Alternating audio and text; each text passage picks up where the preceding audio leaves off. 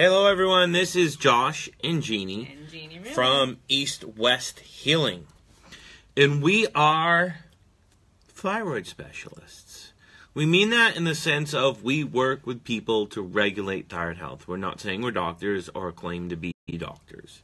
Okay, so let's kind of get that straight first. And we don't do it regulating medications and whatnot. Yeah. We do it with respect to upregulating energy systems which require thyroid hormone. So we're just saying that for liability purposes so we don't ruffle any feathers. Second of all, we would love to know if you're on the live. Hey guys, hi Faylene. Hey, Faylene. Type in where you're from. Let us know where you're from. That'd be great. We talk to people all over the world, and sometimes it's awesome to know who we're talking to, as well as in the live feedback. If you listen to this, we'd love to know where you're from, so definitely put where you're from. Second of all, if you have any questions during the live show, definitely post them, as well as on the replay. Just put them in the comment section below. We'll definitely get to them within 24 to 36 to maybe 2 weeks. I'm just kidding. We'll get to them. Or we'll go live again and use them as an opportunity to talk to you guys about a topic that maybe we get a lot of questions about. And that was my third one. If you have a topic, right? Today's topic is what someone really asked for. Put it in the comment section. Let us know some things that you have questions about or some things you'd want us to go on live, right? So because what we're doing in the new year is we're coming on here every single Monday and Thursday at noon Pacific Standard Time to have coffee talk.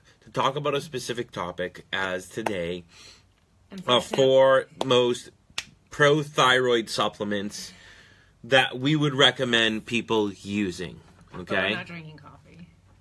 But we're not drinking coffee. We're just going to pretend we're drinking coffee, okay? It just sounds good, right? Coffee Talk with Josh and Jeannie Rubin.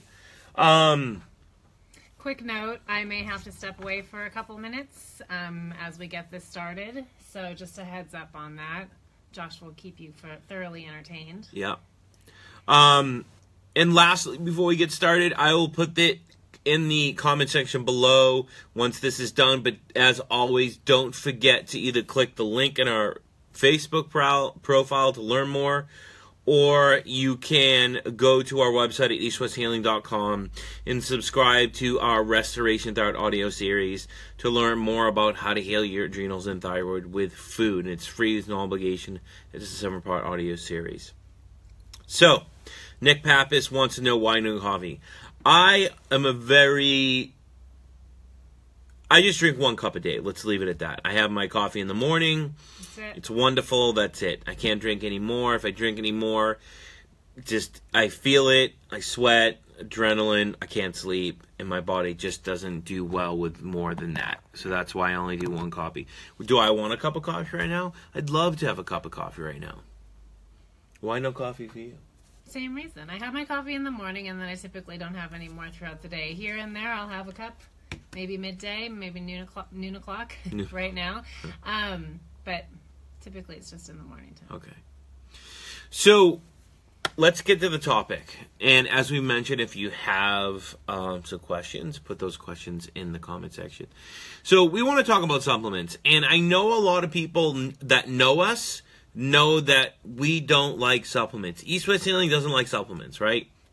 And the problem is, it's a misinterpretation, or maybe at some point we said it in a way like we don't like supplements and it was taken out of context.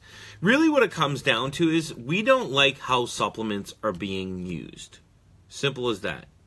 Nick has a question. Does caffeine intolerance signal liver issues? Definitely not. It can, but I wouldn't go that deep. Yeah, that's a little extreme. We're just all different individuals. It doesn't always have to be something that's causing something. Right? Could I train my body maybe to drink a lot of coffee during the day and have me not be affected by it by night? Yeah, as most Americans do, right? What you're really doing is you're burning out your adrenal glands and you're supplementing your lack of cortisol with coffee, right? But I wouldn't look at it as a liver issue. Does it play a role? Sure. Right. So let's talk about... We'll get back to that in a little bit. Let's get back to why we don't like supplements. We're not a fan of how they're being used. Now, I'll give my take on it. Maybe Jeannie has something different, but the reason is this. years and years ago, we focused on, okay, we're going to work with people, we're going to do nutrition. And at the time, it was like teaching people about organic foods, teaching people about just eating throughout the day in lifestyle modifications to regulate stress. At the same time, we would do labs with people based on the person, right? But only specific labs to their needs. We wouldn't just go, here's a slew of labs. But over time, what happened was, when we work with people, we'd always say, fill out these assessments, send us any labs you've done. And over time, people's files would get that big. I'm not even kidding. They would mail us piles of labs. Binders. And we're not making this up. And over time, what we saw was we got more labs equaled more supplements, right? So people are on like 5, 10, 15. I had a client once on 45 supplements, right? Because I work with different people. And no one says, well, go off this, or what are you on? This is contradicted, etc. So from that, of course, our experience, we feel that supplements are being overused because of a few different reasons. They're being overused because, of course, people make a lot of money on them, right? And we want to kind of use this for that approach. It's much easier to get someone to take a supplement than to do work, right? And the problem is, when we take supplements and we overtake supplements and we don't put in the work, what happens? You're going to continue to have to take the supplements. You're going to continue to have to spend a lot of money, and it becomes a burden. Not only emotionally, but to the physiological system, right? Because then over time, we can actually create excesses or create deficiencies from overloading on these supplements. So in a simplistic sense, this is why we're against how supplements are being used. Are we for using supplements or certain supplements at the right time when a person needs them? 100%.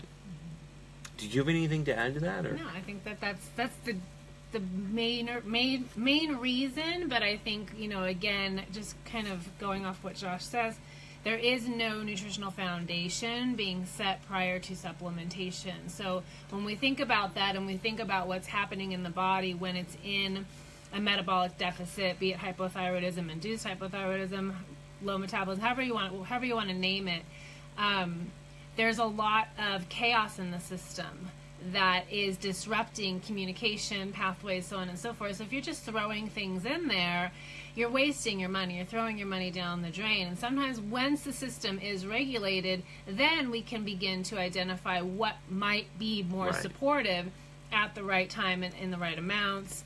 It's almost like when the smoke clears, we have a clearer picture of really what's going on and what's needed. It's kind of like when you're taking with what we see and the amount of supplementation people are taking, you're really playing darts in the dark.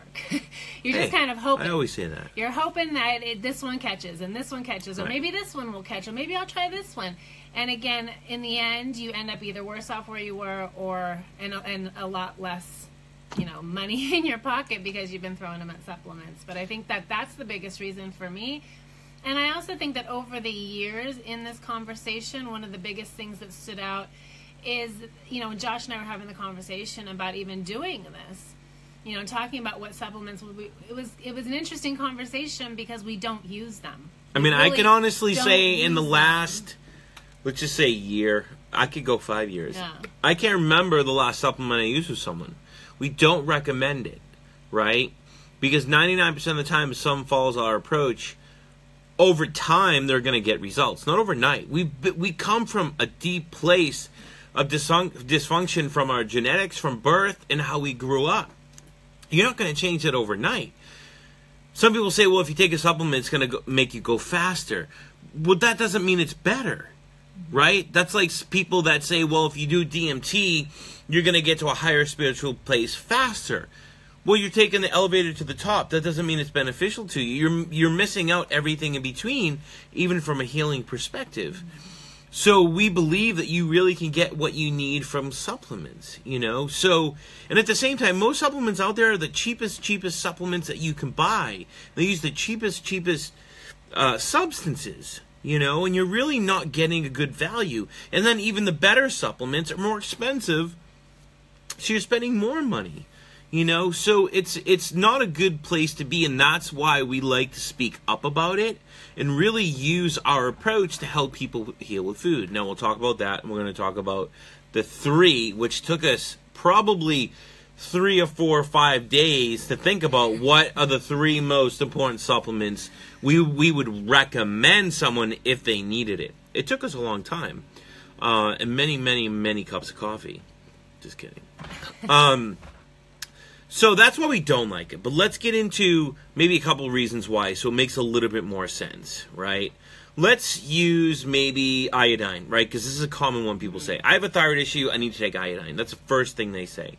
Well, it's very mainstream, number one. It's very like food pyramid, FDA, thought process. I'm not saying it's wrong.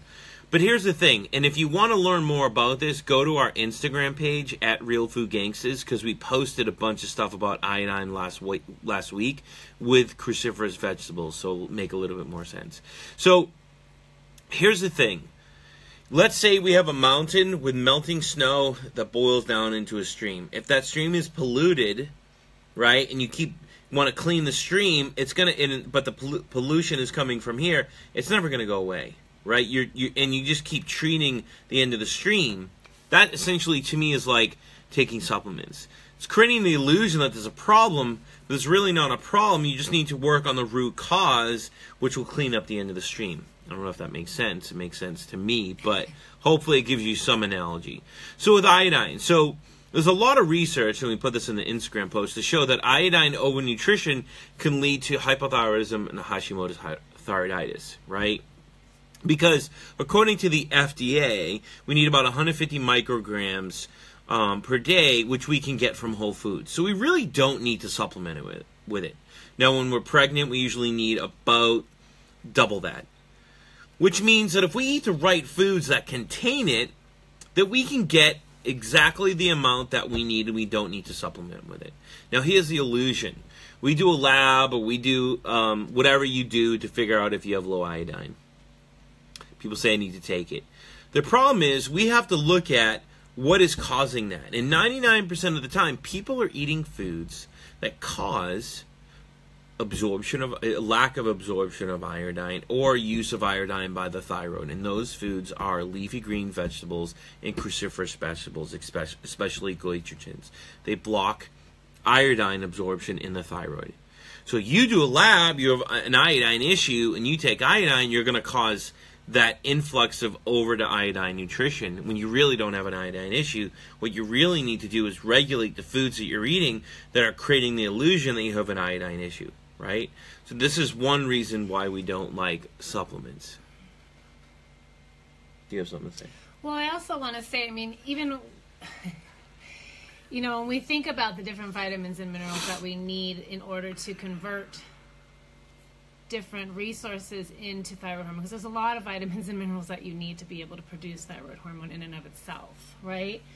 But when we think of the effects of thyroid hormone just simply on digestion, and the fact that we may not be eating a quality diet, on top of the fact that we are a compromised digestive system where absorption and retention of that nutrition is not happening, right? So even before eating the foods, again, we have to think about regulating the system to receive that nutrition in the first place. And I don't know if that connects with what you're saying or not, but I think there's there's a lot of, even just B vitamins alone are required for the assistance of iodine in order to produce thyroid hormone. So I think when we think about B vitamin absorption, we think about digestive function, what am I thinking of right now? And absorption of B vitamins. I'm losing my thought right now. Hydrochloric acid? Well, hydrochloric acid on, I can't think right now. Sorry, my baby just walked in the door.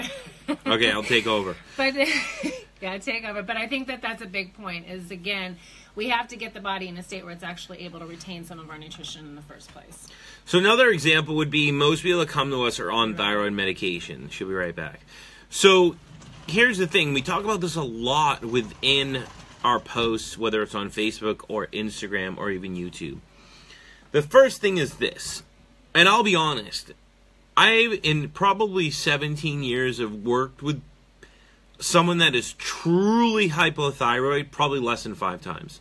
And this is going by labs and food logs and what we see in patterns, etc. So we know that cortisol affects thyroid hormone conversion, right? And I've talked about this extensively with regards to free T3, free T4, etc. With regards to, blocking thyroid hormone conversion.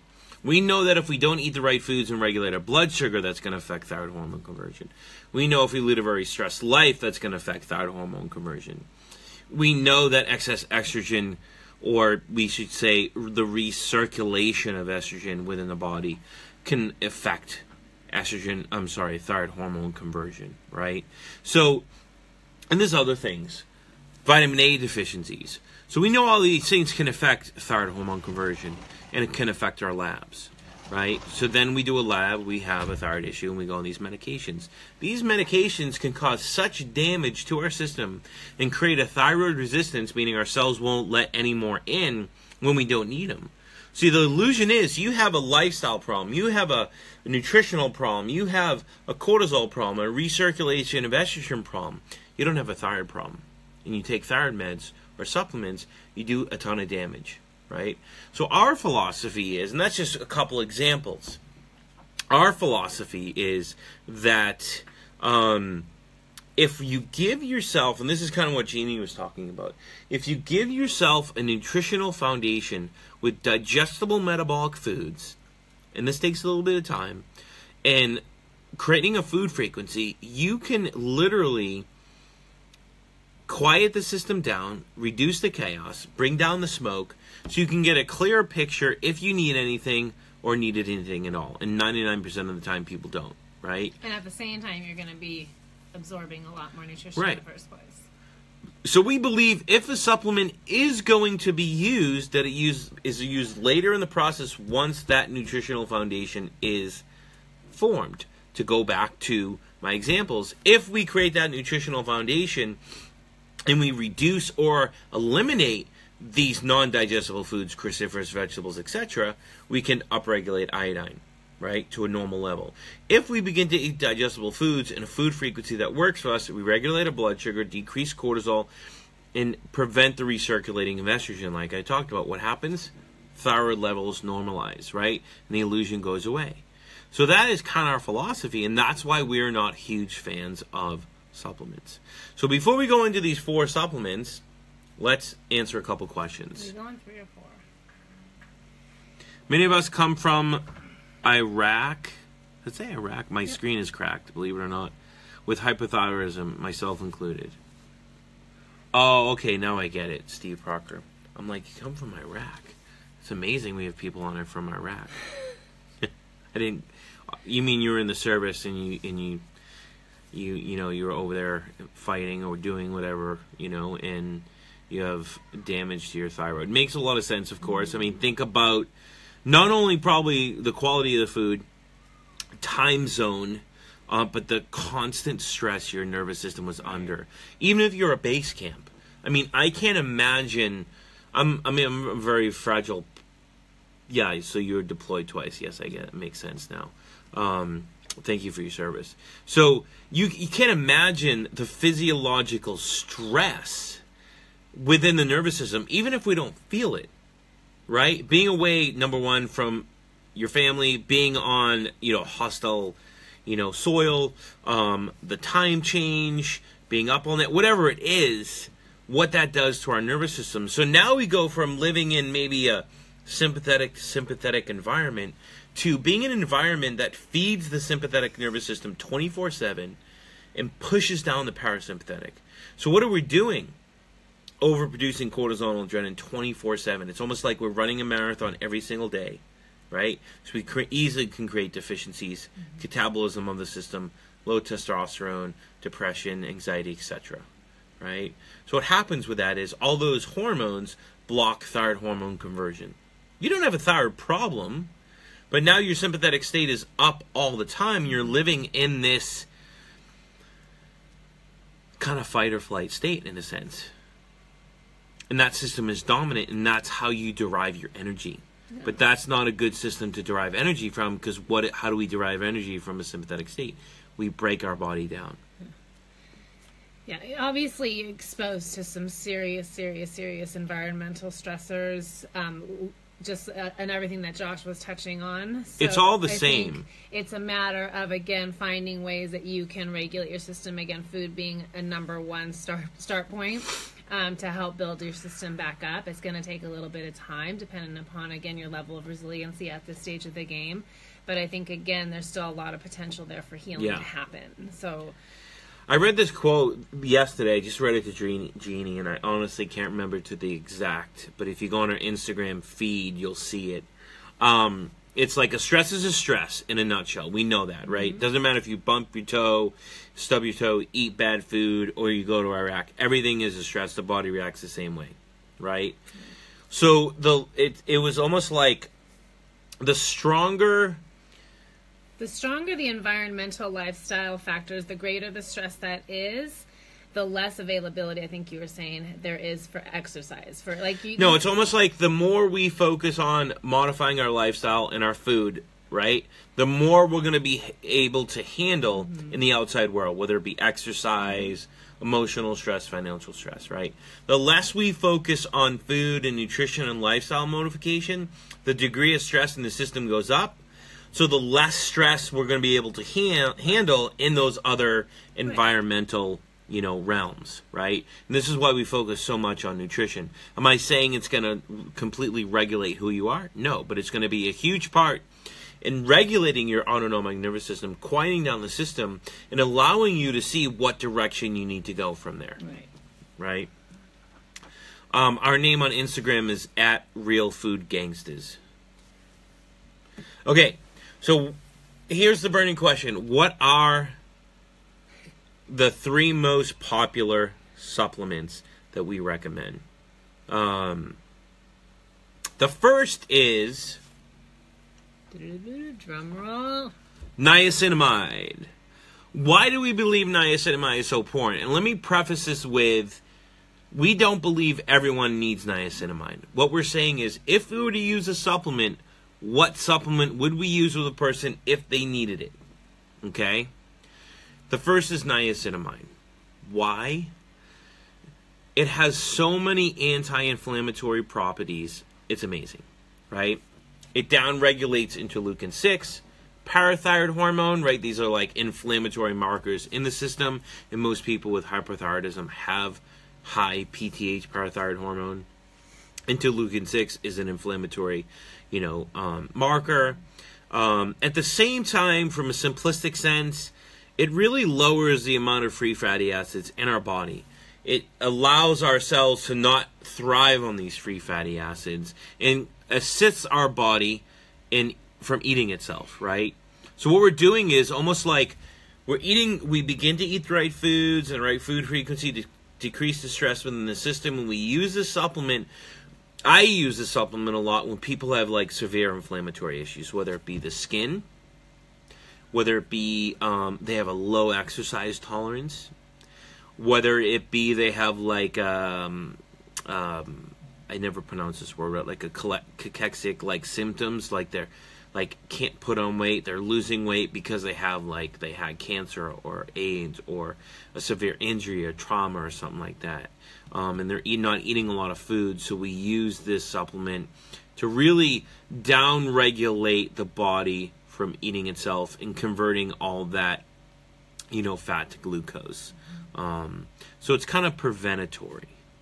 It's preventatory, and it's very helpful in all of that it does. It's very helps in reducing excitation a lot on the nervous system. So it's it can be a very calming type of a supplement for somebody. So somebody who runs very naturally sympathetic or has a very triggered nervous system, that can be very, very helpful because their reaction to stress is going to be that much more. Like Steve.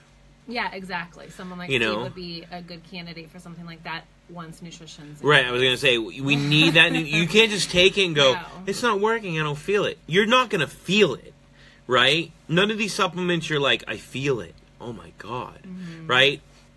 And it's consistency that matters. right? So it's like you need that nutrition foundation. In for the foundation, it's the support to begin to create the balance, begin to bring up the parasympathetic nervous system, right? And then the niacinamide really begins to quiet down the sympathetic system even more. So it's a supplement to help you break through that plateau once that foundation is, created. And can be used intermittently. And I think that's something that people forget about supplementation as well, is it's not designed to be taken day after day after day after day. You're going to have tools in your toolbox that are going to affect or have an impact on you and make a difference for you that you can pull at when you need it. Right? When life does get a little bit more stressful, things do get a little bit wonky in your system, you have something that you can pull for to help settle all of that. So that's just another thought as well. Another person would be like people with like degenerative diseases, right? Because what we're doing is we're preventing like the wasteful conversion that's going on. It's wasteful, it's inefficient, and we want to do anything we can to prevent that. Food is, as well as breathing that we use. Food, because what we're trying to do is regulate cellular respiration, so it is breathing. But we're using this to tap into the autonomic nervous system to rewire the system, to create a whole new you. It's very powerful. You think we're talking about food, but on a deeper level, it's so powerful. So this niacinamide is there to say, hey, great job. Let's, use it to like support the foundation that you already did and, help break through that plateau so you can try different things. Like now that I'm feeling better, I might want to start going for walks. And it's a great way to help you support that. So niacinamide is probably the first one. I don't want to talk about like what kind or the dosages, but anytime you're looking for supplementation, you want to keep it as clean and pure as possible. Yeah. And one caveat about niacinamide is this: if you buy it in capsule form. That's the only thing I can say. Because if you take it in powder form, whatever you put it in, you will probably never eat again or want to go near. It's disgusting. I also want to say too much niacinamide can lead to runny bowels. So again, that's a way to kind of dictate whether or not you are over supplementing or finding that perfect little and that's a good thing because a lot of people think more is better when it comes to food and supplements, right? And it's finding that balance that works for you. And I'd always recommend starting small, especially when we're in a chaotic state. Yes. We don't know how our body's going to react, right? So 100 milligrams for someone is a lot. It could be a lot, and it could give them running bowels. And if you have a reactive system, really consider that if you are planning to introduce any supplementation at any time in your healing process. Because again, you're going to want to go even 10 times that, or break that dosage up times 10 and start there. So any questions on niacinamide before we move on? Do we have any questions on there at all that we kind of want to Any questions? Yes. When our diets are in order, it's one less thing to worry about. Yeah, I mean, true. We always say we teach people how to use food to regulate health, and that's what it's all about. Like, I don't care if you need to do IV therapy, or you have to take a medication, or you have to do this or this. We are all human. We need food to thrive, not survive, to thrive. And it's the missing link that most people never focus on and say, hey, what does my food look like? What does my quality look like? What does my frequency look like? What do my macros look like? Am I meeting my metabolic physiological needs? And that's the most important thing. That is the most important thing, but I want to go back to what we were talking about, the very early phases of this, is the conversation around quality, organic, eating high, clean foods we're preaching to the choir these days. A lot of you out there eating really high quality foods and still not getting the results that you want. So it's really informative and with respect to understanding that it's not just the food itself, it's how you're using it, dependent upon how your nervous system is responding to the environment around you. Right. So it can be very, again, it's that whole strategy, that therapeutic use of food that's going to make the difference. So we have a question about niacinamide, and we kind of answered it, but not directly. When I do niacinamide, I get heart palpitations. So a symptom of taking too much niacinamide or overdosing for your body is heart palpitations. It could be runny stools. It could be low blood pressure. So you're probably taking too much. Yeah. And we see this all the time because a lot of people think more is better. you know, and it can actually be very dangerous when we're talking about supplements or just other things that people are doing to support their health, right? More is not better. We always talk about balance. It's finding the balance. If we don't do anything, it's not good for our life, our body, our emotional state. If we do too much, it's still not good, right? We're addicts, we're OCD, we're crazy about it. Now we're turning health to not a healthful journey. We want to find that balance. What is that balance that's going to work for you so you don't get heart palpitations, right? So I'd go off it for about a week. And then go really, really slow. And then start slow and titrate up, right? Maybe you titrate up to 250 milligrams. You get the heart palpitation. So you know that you probably can't take in more than 200 milligrams. Yeah, 500 milligrams. 500 mil, yeah, it's probably too much for you. Most people can really start at about 100. There's some good. Oh. When I first started, I can't see the rest of that. So glad you're stressing the fact that more is not better. People need to listen to this. Yeah. Thank you. Is it Jamie? Janine? Yeah. That's our philosophy. That is our philosophy. Oh, one of our philosophies. You know, it's like more is not better. Less is more, you know? And it's really important because as humans, especially in this day and age, right, we can... I mean, it's amazing. You can go on Amazon. I can hit this one button and have gelatin at my doorstep in 2 days. I didn't have to type it in. I didn't even have to hit buy now. All I had to click this button. It's insane. So everything is so fast. Our environment breeds excitement of the nervous system. How we live, how we overtrain. Everything is more and more and more go, go, go, go, go. Be happier, be smarter, be richer, go faster, right? So we need to find that balance. And we need to do that with everything in life. And that's going to allow us to feel balanced internally and externally. Not to skip ahead, but have you heard of any opinion on spore-based probiotics? Such as Megaspore or Thrive. Thanks, Diego. So let's touch upon the probiotics at the end. Let's go into our two other supplements so we can kind of, you know, move forward a little bit. So the second one, which I honestly haven't used in a while, but I use it very sporadically. You the same when people really need it, is Cascara Sagrada. Now we're doing this video because we know people wanted to hear, but it's really hard because we don't really use a lot of supplements. And I just want to touch on, well, I know we will in a second, but I'm sorry, we don't use a lot of any probiotics. I never do, ever. Never. It's not ever been anything we've used or have ever been. And when we have in the past, it's never been successful. So I guess we're talking about it right now. Well, sorry. Jump the gun. So here's my thing about probiotics. I don't care if it's the best in the world. I have people come and say, this is like the best probiotic in the world. I paid $100 from it. It's from Thailand. It doesn't matter to me, right? A lot of people are under the conclusion that if we take antibiotics, we kill all our good bacteria. It's not true.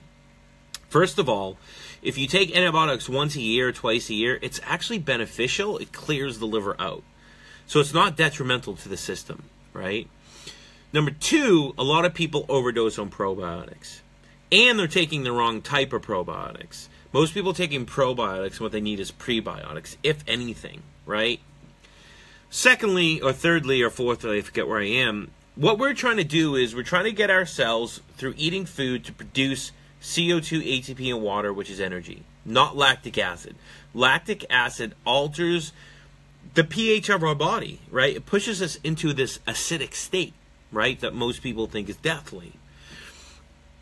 The problem with all that lactic acid is our body tries to use stored glucose, which we don't have because you're producing lactic acid, and convert that lactic acid into usable energy. So it's very wasteful, right? And it's a huge burden on the liver.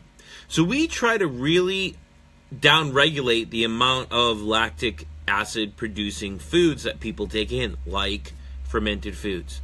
Now, am I opposed to someone using them? No. Am I opposed to someone using them a lot? Yes. Same thing with probiotics. They're lactate producing bacteria. So I'm not a fan of them. In probably the last, I want to say probably at least 5 years plus, I've never recommended a probiotic. Even if people have severe gut issues, I take them off. What happens? Their symptoms come back. So what does it tell us? It's not doing anything. It's not working. We need to heal the system with food. Foods that the body can break down and heal the mucous membranes, and that's where broth really comes in. Broth and collagen, which maybe we can skip to that before we speak more about the Cascara Sagrada, only because, again, that's something that's going to help rebuild the integrity of the gut overall, as well as with regulating the system, help to restore balance within the bacteria versus throwing additional things in there that could potentially create more imbalance if your system is, again, not oxidizing glucose, but producing lactic acid because of the inflammatory state that it's in. Right. So broth or even gelatin, they heal the mucous membranes of the gut. And that's really important, right? We need to heal that system. We can't just remove something and say we're healed or put something back in. We have to heal that system. And broth, especially broth, is one way to do that, homemade broth, right?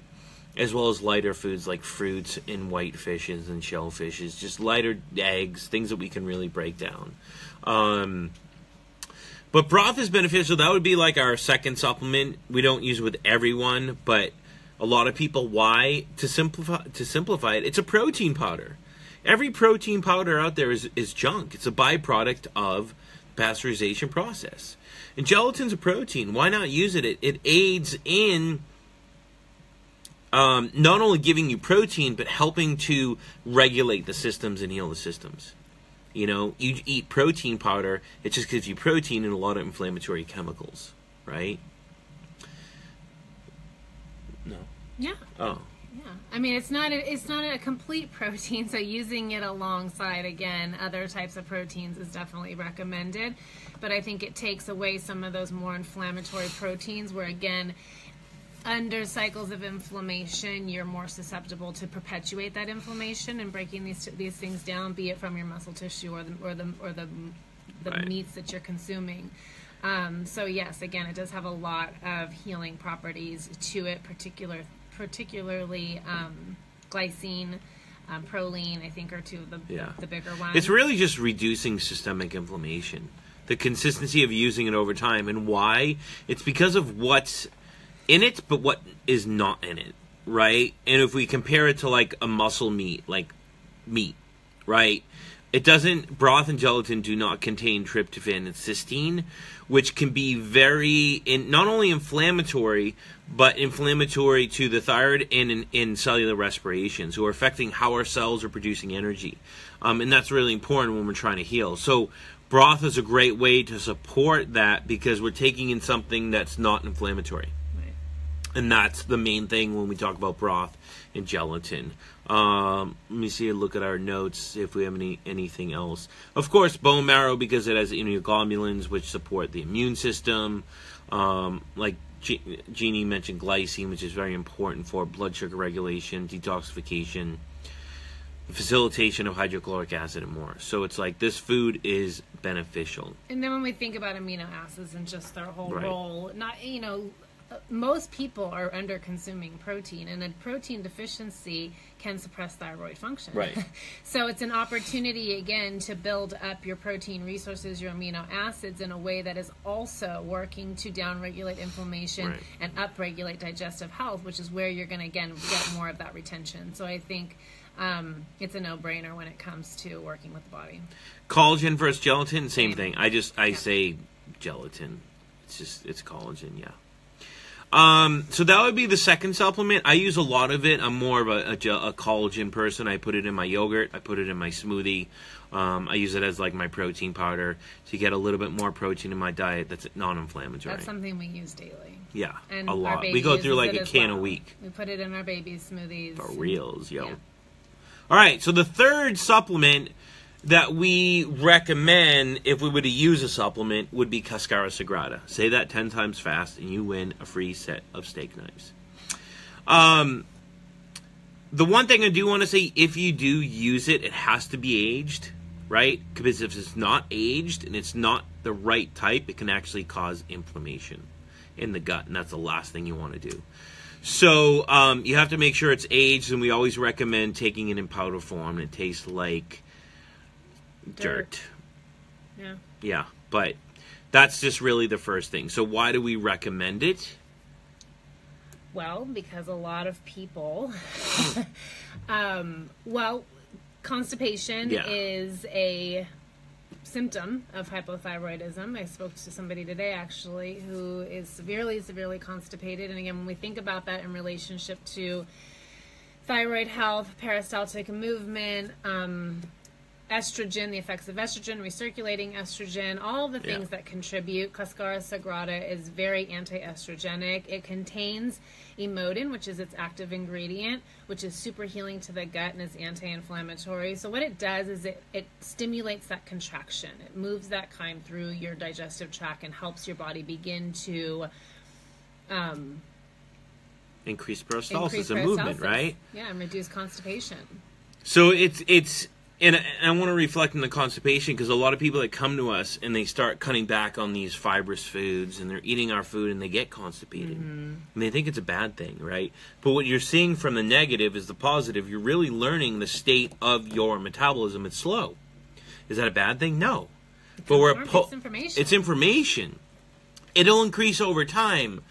But usually when clients get constipated, the first thing I'll look at is their frequency, their stress levels in their life. We'll work with breathing or GI pumping. You can check out the breathing on our Instagram page at Metabolic Breathing. We have a GI pumping on our YouTube channel, which is East West Healing.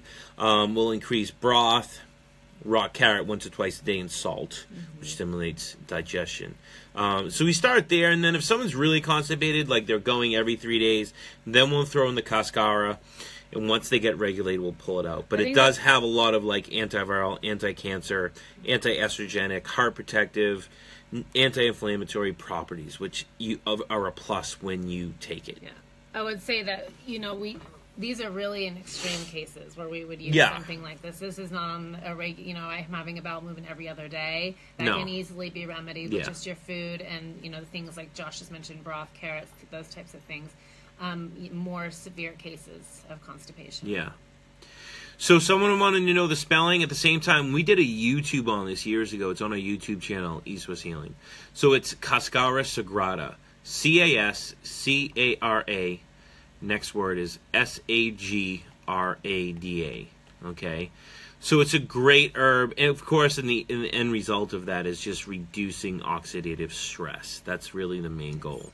So those would be the top 3 supplements. But of course, we're always regulating food first, and then if they're needed throughout the process, we will use them for a short amount of time. Okay. Yep. So hopefully you enjoyed that. I know we've never really talked about supplements. And we'll probably be back to talk about more at some point. But we're really excited to have you guys with us. Thank you all for joining us today. If you have more questions, we're kind of running out of time for us. If you have more questions or you're asked questions, we didn't get to them, please type them in the comment below. Take a look at it, even the playback, because we're going to put a link to sign up for your free 15-minute consult, as well as download your free Restoration Thyroid audio series. Don't forget, we will be here every single Monday and Thursday at 12 p.m. Pacific Coast time. Bye, guys. Have a good one.